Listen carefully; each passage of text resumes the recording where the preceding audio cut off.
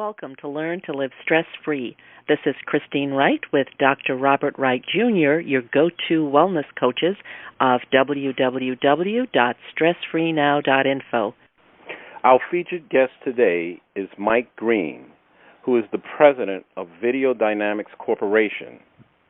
Mr. Greene has consulted in the area of communications, team development, strategic planning, training, sales, and marketing to companies such as Arvida, Allied Signal, Disney, Robintech, American Express, Pratt & Whitney, Plastiline, and North American Phillips.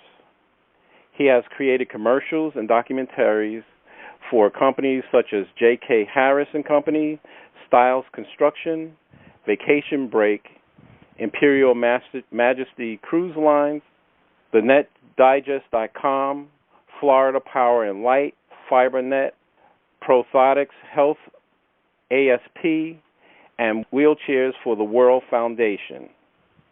Mike was chairman and CEO of one of the premier creative companies in South Florida, Last Minute Productions. He was chairman and CEO of Classic Video Theater, a NASDAQ-listed company, principal of Greene Hollister, Inc., a nationally recognized transformation consulting company, vice president and chief financial officer for BRT Video, vice president and managing partner of Gulfstream Broadcasting, and director of operations and programming for Amaturo Group. He was a member of the Governor's Quality Summit, the Tri-County Quality Coalition, and is the former vice president of the Palm Beach County Community Quality Council. He also served as chairman of the Team Showcase, Public Relations and Membership Committees of the South Florida Manufacturers Association. He is past chairman of the Broward Film and Television Commission. He served on the boards of directors of the Broward Alliance, Junior Achievement of South Florida, One Village Planet, the North Broward Hospital Cancer Center, the South Florida Audubon Society, and the South Florida Economic Foundation. He sat on the steering committee of Broward County's 2020 Cultural Plan, and he was co-chair of the Creative Industries Task Force of Vision Broward, the county's planning process for the year 2025. Currently, Mike is producing television commercials, documentaries, and organizational communication tools. He is on the development team of One Village Planet, an NGO with projects in Haiti and Ghana. Mike speaks to international management teams in both the United States and Europe on personal fulfillment in the workplace. He is a regular speaker in Florida on creating a creative economy. He has written and published his autobiography, My Boring Life. He has finished his first novel and is halfway through his second. He currently writes a blog about small business called Small Business for Big Minds. Mike has had articles published about him on a variety of subjects in electronic media, national business, sales and marketing strategies and news, and HR Journal, plus other trade magazines, local and regional newspapers. He has been quoted in the Wall Street Journal, Investors Business Daily, Tribune, and Knight Ridder newspapers, and has been featured on CNBC's Management Today program. Mike, we are honored to have you as our featured guest today. Welcome. Well, Bob, I'm surprised I didn't fall asleep during the introduction. But thank you for welcoming me. That seems like, now that I hear it read, that seems like I'm really a boring guy. Hi, Mike. Hey, Christy. You're anything but boring. We're so glad to have you on the show. Welcome, audience. You're in for a treat if you have not heard Mike Greene before. So, Mike, in addition to the influence of your beautiful wife, Karen, what led you to where you are now in life, and what led you to be doing the work that you're doing, your writing? Strangely enough, I'm going to say my mother. My mother was an old New Englander. I'm watching, as it happens to be, the show on PBS that's running right now called The Roosevelts. And it dawned on me that my mother was born 3 or 4 days before Teddy Roosevelt left office, and I was born while Franklin Delano Roosevelt was in office. Shows you how old I am. My mother was one of the most positive influences, one of the most positive people I've ever run into.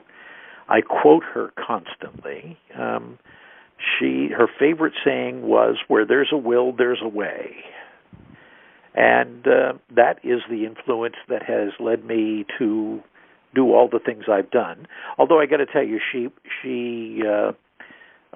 used to warn me on a regular basis, "Mike, please don't be a jack of all trades and master of none." And of course, I have ignored that altogether. And as you can tell from what Bob just read, I have been a jack of many trades and probably a master of none. So. Very interesting, Mike. I would think that you are a master at quite a few.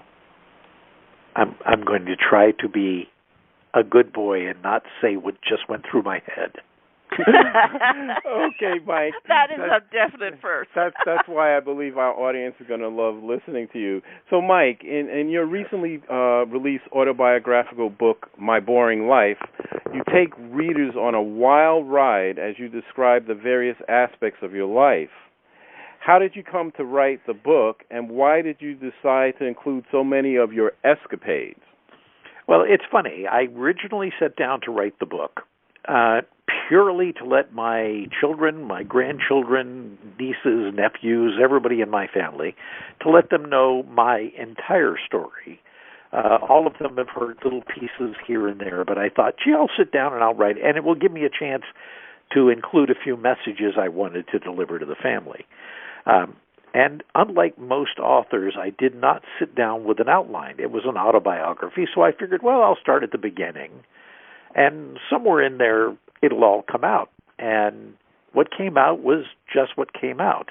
I have friends who have read the book, many of them from that early period of my life, who remind me of incidences that I should have included in the book, but I just didn't remember them at the time I was writing it. So literally, you may think there's a lot in there, but it's nowhere near as much as actually happened. Very interesting. So these same friends, I would imagine, when you talk to them about things that they remembered, I imagine that they also remembered some of your other escapades that you had conveniently forgotten about.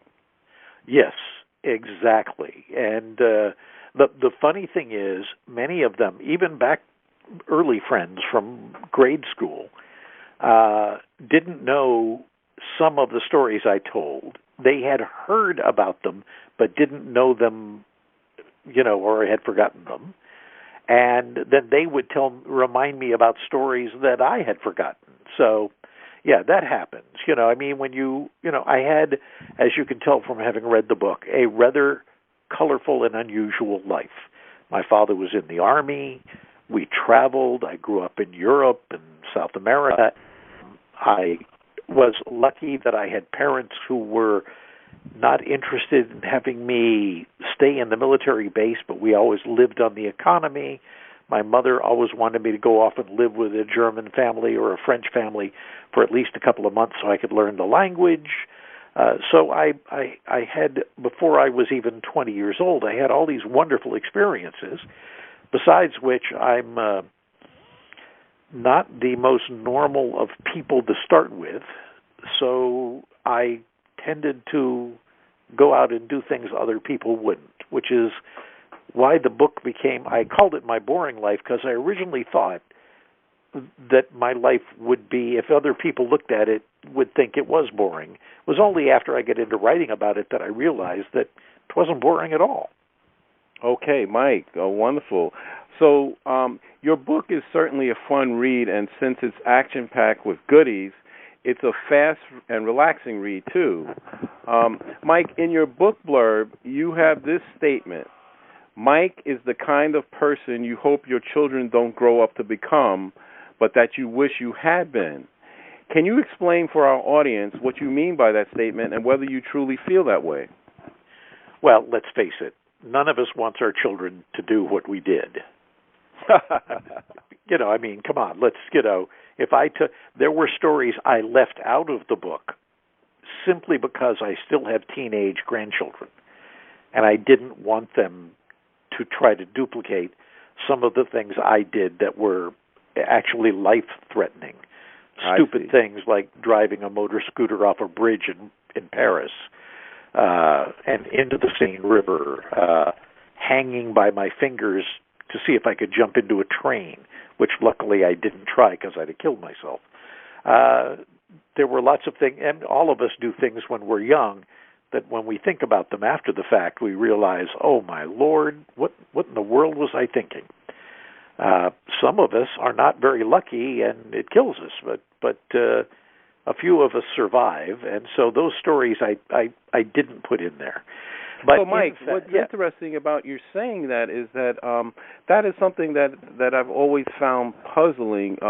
Is that just a consequence of being like a high extrovert, or is that evidence of what some neuroscientists say about teenagers having a quote-unquote hole in the brain where the left hemisphere rational thinking side doesn't seem to be considered, such as you're walking on the railroad tracks and the fact that the train could sneak up on you going 70 miles an hour silently and you wouldn't see it, and that would be dire consequences. So can you just give our audience your opinion of the why? Why did you do or feel the need to do things that, in hindsight, you wouldn't want your grandchildren to do, but also in hindsight, I imagine you see the peril or danger because they were life-threatening. What made you do those things? Do you know? Well, I think there's, what made me do things. I'm not sure to this day that I know why I do half of what I do. The idea comes to me, and I decide to give it a try. I think when you're a teenager, there is certainly that period of time in the undeveloped brain where you don't realize the consequence of your actions.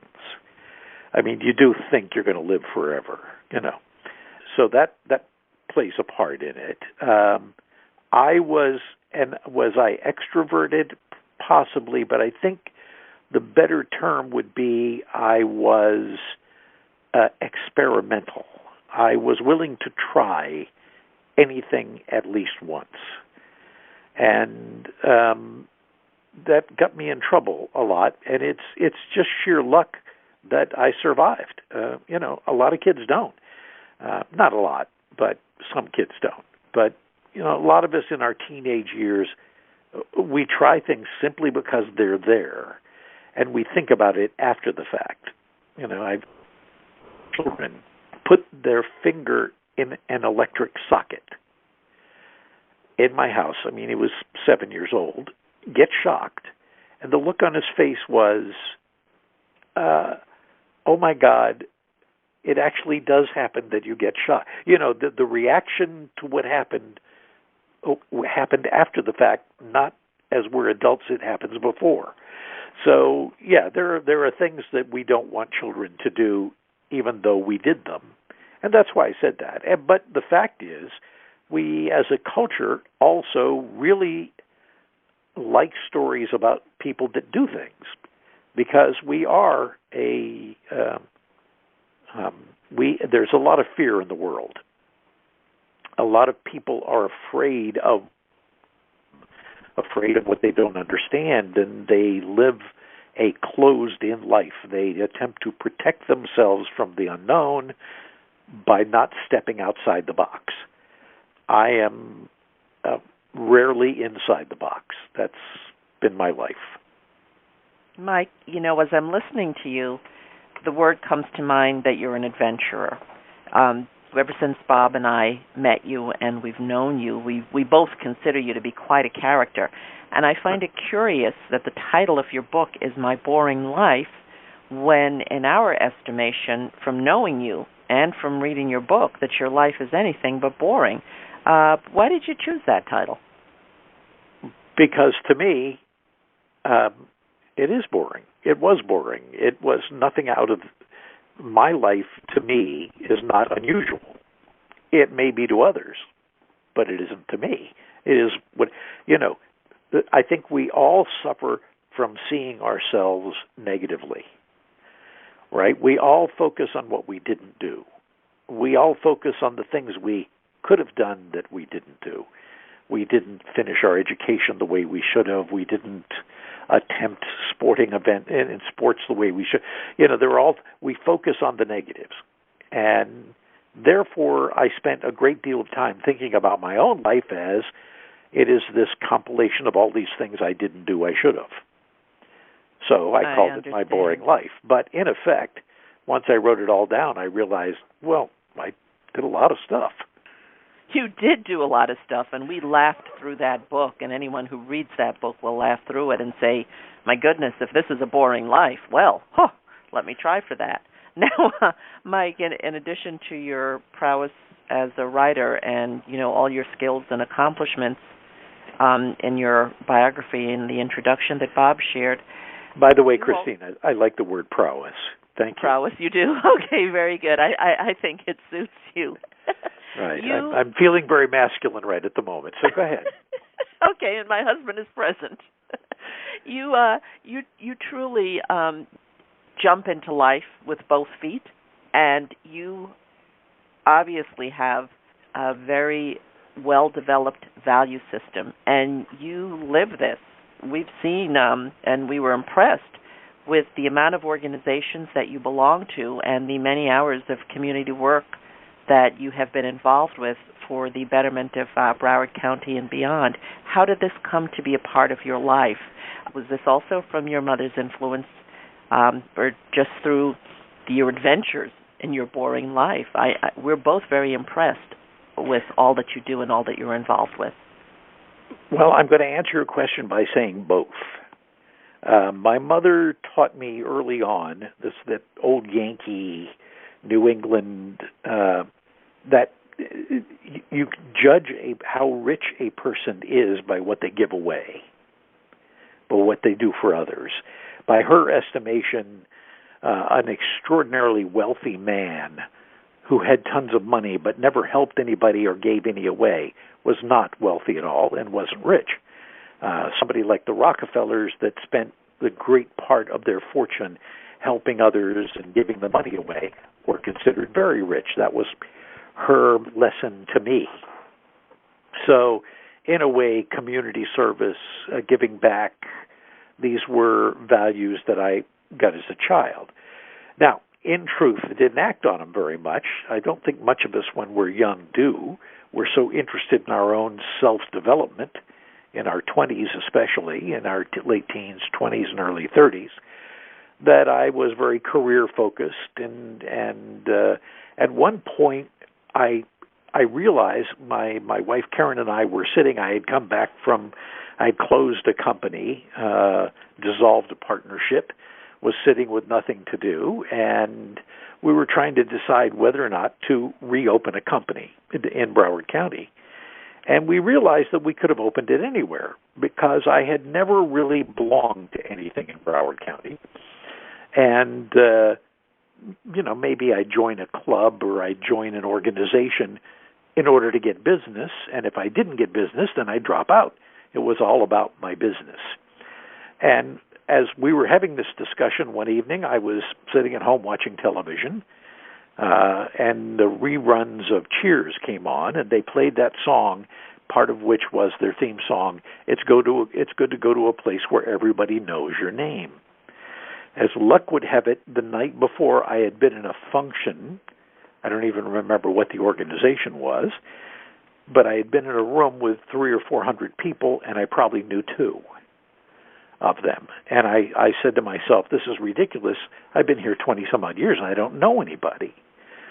So I decided at that point that I was going to know people. I was going to become involved in the community, and I decided I was not going to do it as a sales initiative, which is what I had always done it as, but I was going to do it just purely to give back to the community. And I discovered that the minute you're willing to work with anybody, the minute you're willing to let any of these organizations know that you want to participate, they'll grab you and eat you up like there's no tomorrow. You know, the best thing in the world, you want to become connected in your community, go get on a committee somewhere of some organization and work with people, and you'll be dumbfounded at how many people join these organizations and don't work, don't do anything, and how glad those organizations are that somebody is willing to work. And so within a few years, I was on everybody's board of directors, and I was participating in committees, and I got very involved in the community. And now when I go to an event, any event by any of the major groups in Broward County, at least a third of the people in the room know my name. And so I accomplished that goal. Wow, that is an amazing recipe and formula for service, Mike. I want to thank you for sharing that. Let me ask you this, since we're talking about community service and all the things that you have done for Broward County, I know that what you describe as being someplace or going to events regularly where you really don't know anyone, and it just being you're there just to pick up contacts or network or a business focus. So since you have given a formula that by when you become less self-centered and more other-oriented, that is a way for your persona and sense of connectedness to others to expand organically. Let me ask you this, Mike. What do you hope your community legacy will be for future generations? Oh, Lord. Well, I have to ask you easy questions. Yeah, I know. Mike. It's a tough question. What do you? I want them all to know that I invented the polio vaccine. I mean, I'm not, I want everyone should, when my name is mentioned. You have to change your name. Yeah, exactly. I mean, I should be Albert Schweitzer or something, or okay. But the truth is, if you go into community service, if you go to participate in your community, and the purpose of doing it is to aggrandize yourself, is self-aggrandizement, is to become famous or popular or whatever, it won't work. You will be judged as being a climber. The deal is to go in to actually see if you can't help, to see if you can't make the place a better place for yourself and your fellow citizens to live. The point of giving back or giving, that's the reward. The reward isn't something you get back. I've been lucky in my life in that I've had these moments of success in business where I made a good chunk of money or I had a great reputation. And that's wonderful, and you feel good, and every kid coming out of high school or in college wants to be Bill Gates or Steve Jobs or Mark Zuckerberg. But the truth is, that's an anomaly. In real life, your community is where you live. It's where your life is transacted. It's where your kids are going to grow up. It's where your friends and neighbors are going to be. And the best thing you can do is participate. At least that's my view. So, what legacy will I leave? Hopefully a better community. That's what I'm trying to do. As far as whether people will remember me or not, my wife barely remembers my name. Okay, Mike, I think I should cut you off on that. We know that Karen adores you, and I want to thank you for being our guest today, and that kind of response is why we enjoy so much interacting with you and talking to you, and, you bring a level of humanity and grasp of what life is about, and because you've done so many things and you've seen so many things that you are able to just ooze that kind of wisdom when you interact with others. And so I want to thank you. Well, I appreciate that, Bob. But you and I have also talked, and you know that any day now I think I might wake up and decide it's carpentry. That's what I want to be. And, I will have wasted all these years. So the fact is I'm old, and any young people or younger people hearing this should understand that I still don't know what I want to do with my life. That's beautiful, Mike. Thank you so much. And I think that's encouragement for our listeners that you don't have to know the answers. You can just go about living your life. So, Mike, how can our audience get in touch with you and learn more about you and share in your wisdom? Well, they should buy every book I ever write and, as I said, genuflect as I walk by. But they can go on my website, which is not my personal website, it's the company, videodynamics.org or justyourmessage.com. Let's see, what else? That's it. And Mike at either of those two things is my email address. What else do you need? Okay, that's good. Is that enough? So they can contact you at videodynamics.org, and your other site again, Mike, is? justyourmessage.com. Okay, justyourmessage.com.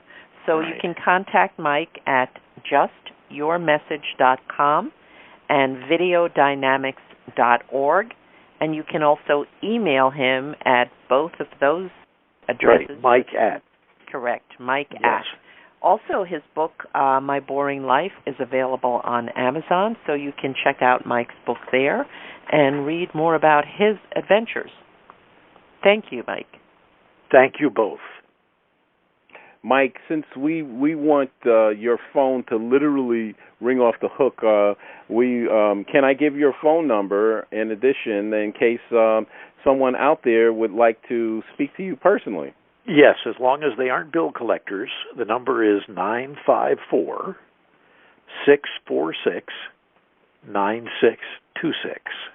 Mike, you're a hoot. I just love that. So that we wrap up here, what final thoughts or key idea would you like our audience to take away from today's broadcast? You don't accomplish anything if you don't try. Oh, wait. I'm going to quote Wayne Gretzky, the great hockey player, who said, "You miss 100% of the shots you don't take." Wow, that is very, very powerful, and it's amazing how in such a short statement there's so much meat there. And Wayne Gretzky is certainly someone I had admired and seen play, and I believe everyone was amazed how he could do the things that he could do. Right. That short statement says that you shouldn't fear failure. Failure is how we learn.